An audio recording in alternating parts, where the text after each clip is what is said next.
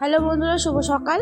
আবারও আসলাম একটা নতুন ব্লগ নিয়ে। তো সবার আগে ঘুম থেকে উঠে আমি আমার বিছানাটা গুছিয়ে নেবো। তো এর আগে রাতে আমরা গেছিলাম ঘুরতে, তাই তো ঘরের অবস্থা পুরোই খারাপ, পুরো অগোছালো করে রেখে গেছিলাম। তো আমার বিছানাটা গুছিয়ে নেওয়ার পরে আমি আমার ড্রেসিংটা গুছিয়ে নিচ্ছি।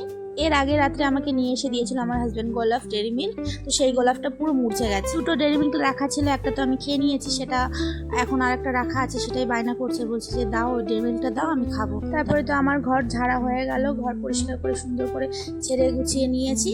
তো আমার ঘর গুছানো কমপ্লিট হয়ে গেছে। দেখো এখন কত সুন্দর লাগছে। ঘর গুছানো থাকলে কতটা ভালো লাগে, আর ঘরগুলো যদি অগোছালো থাকে কতটা বাজে লাগে। আর কোথাও যদি যাই তখন তো পুরো ছড়িয়ে ছিটিয়ে রেখে দিই, তখন খুব বাজে লাগে দেখতে। তো সব কিছু কমপ্লিট হয়ে গেল। তো এখন আমি চলে যাব স্নান করতে। আর যা গরম পড়েছে, এই গরমে মানুষের সিদ্ধ হয়ে যাবে।